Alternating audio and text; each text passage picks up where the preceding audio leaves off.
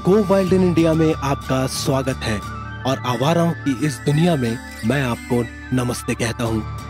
Explore Himachal के अपने सफर में हम जा रहे हैं हिमाचल के उन सुंदर पहाड़ों से मिलने जहाँ अब भी कई खूबसूरत रंग और पहलू छुपे हुए हैं। पार्वती वैली के हिप्पी कल्चर से लेकर सेंज वैली की उन सुंदर घाटियों और गांव तक भी जाएंगे जहाँ टूरिज्म अब भी नहीं पहुंचा है। पांडवों के बसाए गांव में कदम रखेंगे, जाएंगे फेरी फॉरेस्ट जहां का जंगल हैरी पॉटर के हॉगवर्ट्स की याद दिलाता है, करेंगे चोज में मस्ती और चढ़ेंगे जलौरी पास स्नोफॉल में। आप बने रहिए गो वाइल्ड इन इंडिया।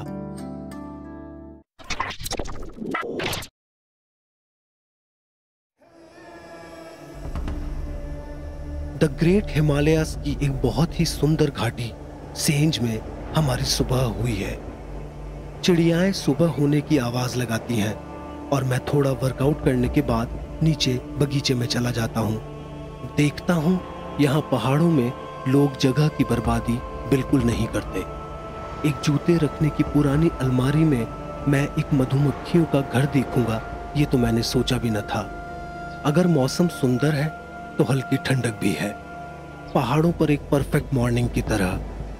यहाँ आपको सुबह से शाम शोर के रूप में केवल चिड़ियों का चहचहाना ही मिलेगा। सेंज घाटी मुझे अच्छी लगने लगी है। सेंज के इस खूबसूरत नज़ारे को मैं अपनी आंखों से निकाल ही नहीं पा रहा हूँ, मगर वक्त है कि हम आगे जाएं और यहाँ से आगे पड़ने वाला एक सुंदर गांव को देखें जिसका नाम है शांगड़, जहाँ की एक बहुत ही खास बात है। खास बात इसको मिलान कराती है महाभारत के एरा से, जहाँ पे पांडवों ने एक खेत को जोता और आज भी वहाँ की मिट्टी बहुत पवित्र है। तो हम जाएंगे उस खूबसूरत शांगड़ में। फिलहाल हमारी गाड़ियाँ पैक हैं, ग्लव्स तैयार हैं, सर्दी का मजा लेते हुए पहुँचेंगे ऊपर शांगड़ में। आप बने रहिए go wild in India.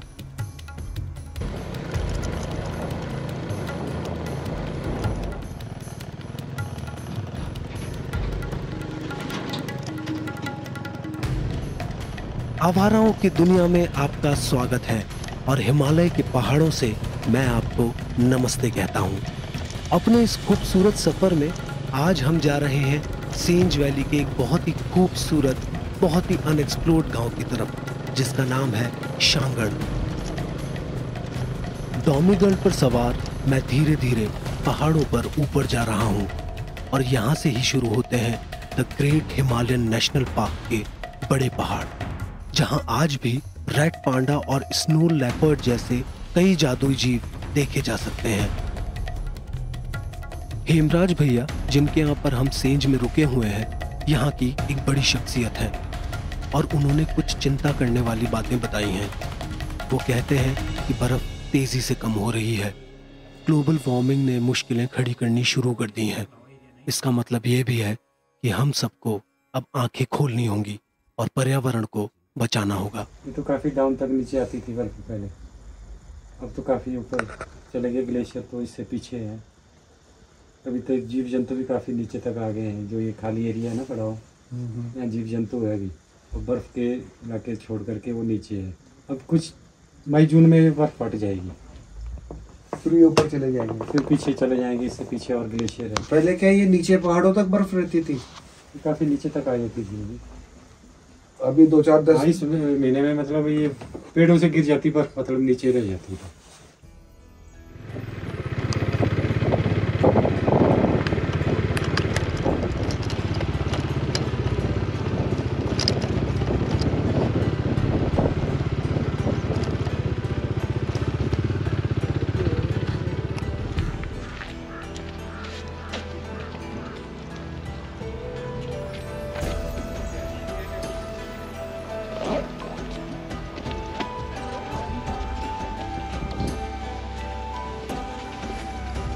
Shangarh में आपका स्वागत है।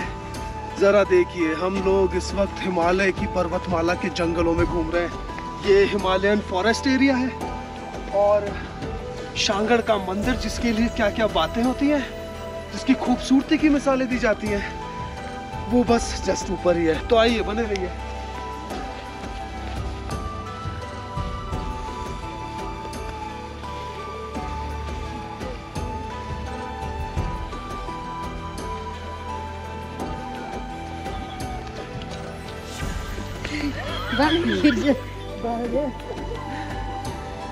आंखों पे विश्वास नहीं होता। जरा देखिए, हम जैसे इस घाटी के ऊपर आए बड़ा लैंडस्केप सामने आया और फिर यहाँ पर ये वो थल है, ये भूमि का जहाँ पर पांडव ने कभी बैठकर एक मंदिर का निर्माण किया और कभी खेती करी।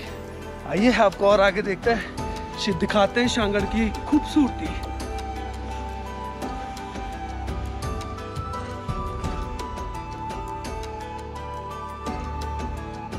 महर्षि व्यास की लिखी महाभारत मेरा पसंदीदा लेख है और जब पांडवों के वनवास की चर्चा हो तो तार शांगड़ से भी जुड़ते हैं। सच्चाई क्या है मालूम नहीं, मगर यह जगह देवीय है, यह मैं जानता हूँ। एक बड़े पहाड़ को ऊपर से बराबर काट देना कोई आम इंसान के हाथ की बात तो नहीं लगती। शांगड़ की खूबसूरती ने तो मुझे गिरफ्तार कर लिया है। देवदार के बड़े पेड़ों से ढका यह मैदान इस घाटी में होना थोड़ा अजीब मालूम पड़ता है, जैसे कोई गेटवे हो और फिर अचानक नई घाटी की शुरुआत हो जाती है ना कमाल। सिरमौर जिले में पड़ने वाला यह गांव शांगड़ इतना सुंदर है कि आपको यहाँ पर आकर कुछ दिन बिताने पर मजबूर कर ही देगा और इसलिए मैं हेमराज भैया का नंबर अपने डिस्क्रिप्शन बॉक्स में छोड़ रहा हूँ। उनके होम स्टे गौरी शंकर में रुककर आपको बिल्कुल घर जैसा ही आनंद होगा। तो बने रहिए गो वाइल्ड इन इंडिया। मैं खूबसूरती में डूबा पहाड़ निहार रहा था कि किसी चीज ने मेरा ध्यान खींचा। एक शिव मंदिर जो कितना पुराना है कोई नहीं जानता। लकड़ी पर नक्काशियां आपको कुछ वक्त सोचने पर मजबूर कर देंगी। जहां भी नजर डालता हूं आर्ट वर्क्स ही आर्ट वर्क्स पाता हूं। सब कुछ हाथ से ही बना हुआ है।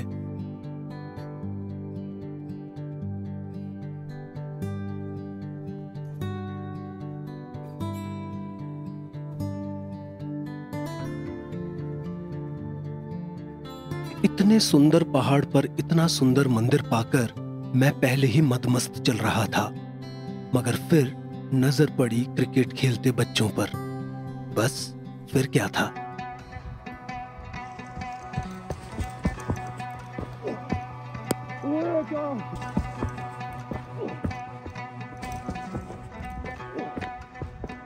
मेरी बैटिंग है तो यॉर्कर करके बोल्ड करने के बाद वक्त है कि मैं बैटिंग करूं।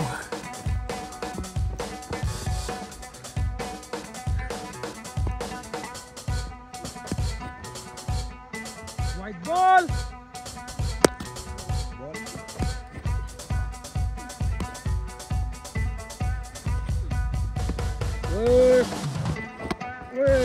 बस एक सही बॉल का वेट और बॉल होगी बाउंड्री लाइन छक्के पार है। अब बने रहिए, वो निकलिया।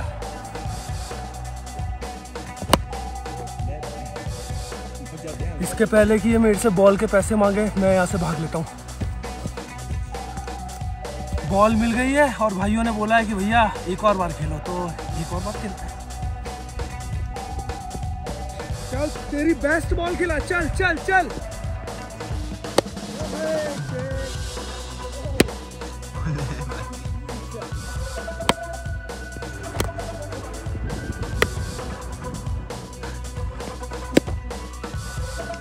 अगर रोहित शर्मा का हुक और पुल भी कुछ है तो हमारा भी कुछ तो होगा ही। हम बॉलर सस्ते हैं वरना इनकी विकेट उड़ जाती। अरे भैया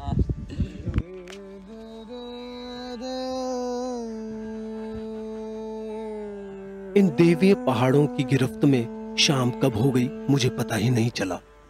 दादा ने आवाज लगाई तो मैं होश में वापस आया।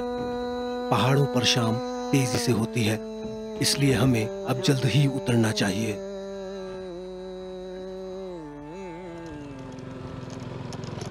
कुछ ही किलोमीटर चल पाए थे कि रोड पर लाल फूलों ने कब्जा कर लिया। गाड़ी रोकने पर पता चला कि हमारी तो लॉटरी लग गई है। आज कुछ स्वाद अलग जुबान पे चढ़ने वाला है। तैयारी पूरी है। काय का फूल है पंडित जी? ये ब्रास का फूल है हमारा। तो ये कब खिलता है? ये आजकल के मौसम में खिलता है, मार्च में ही खिलता है, मार्च अप्रैल में। और इसके क्या फ़ायदे हैं? बहुत फ़ायदे हैं हमारे इसके हार्ट पेशेंट के लिए। हार्ट पेशेंट के लिए ये बहुत आयुर्वेदिक चीज़ है। अच्छा, तो ये साल में एक बार ही खिलता है? जी, इसका जूस निकलता है। जूस भी निकलता है इसका? शरबत बनाओ फिर। तो हम जो ये पौधे, ये जो फूल हम लेके चल रहे हैं, इनका अपन जूस बनाएंगे?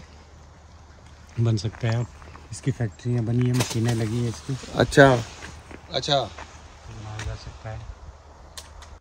तो बेसिकली ये गुच्छा है जिसमें बहुत सारे फूल हैं और हम इसमें से किसी एक फूल को तोड़ेंगे। ये देखिए, ये फूल टूट गया, मगर अब भी खाने योग्य नहीं है, तो हमको इसके अंदर की ये जो कलियां हैं इन सबको निकाल देना है। ये देखिए, और आप देख सकते हैं कि ये थोड़ी सी नम है, थोड़ी गीली है। ये देखिए, और हम इसको निकाल देंगे और फिर इसको खा जाएंगे।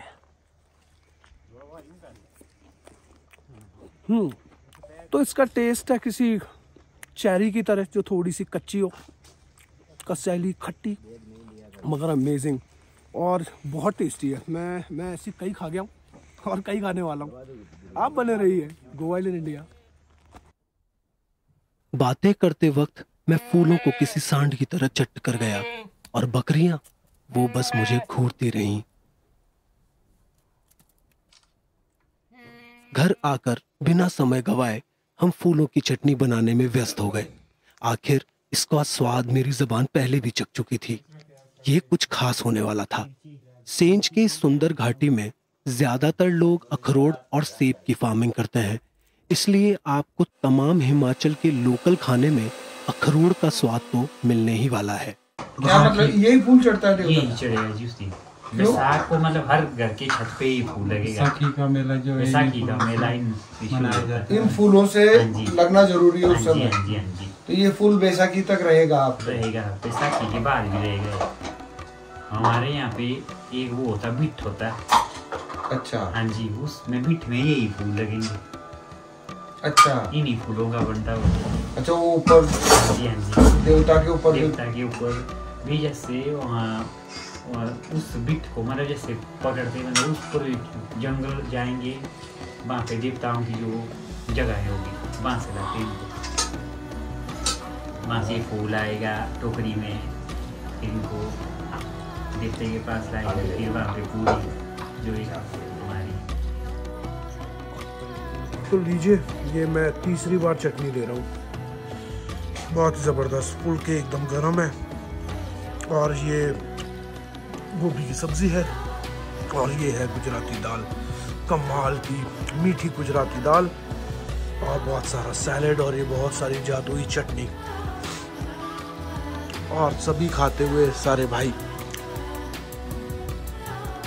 दुनिया की तमाम परेशानियां और चिंता छोड़ मेरे दिन सेंज घाटी में बहुत खूबसूरत बीत रहे हैं। कल एक और नई खूबसूरत जगह निकलेंगे, कुछ नया एक्सप्लोर करेंगे। मगर आपको हमारे वीडियोस कैसे लगते हैं, मैं जानने में उत्सुक हूँ और इंतज़ार कर रहा हूँ अपने कमेंट सेक्शन में। आइए, मुझसे मिलिए और मुझे बताइए कि हम आपके लिए और क्या बेहतर कर सकते हैं। इसी के साथ आज का दिन अंत की ओर पर है, तो आपसे अगले वीडियो में मुलाकात होगी। Keep watching go wild in India.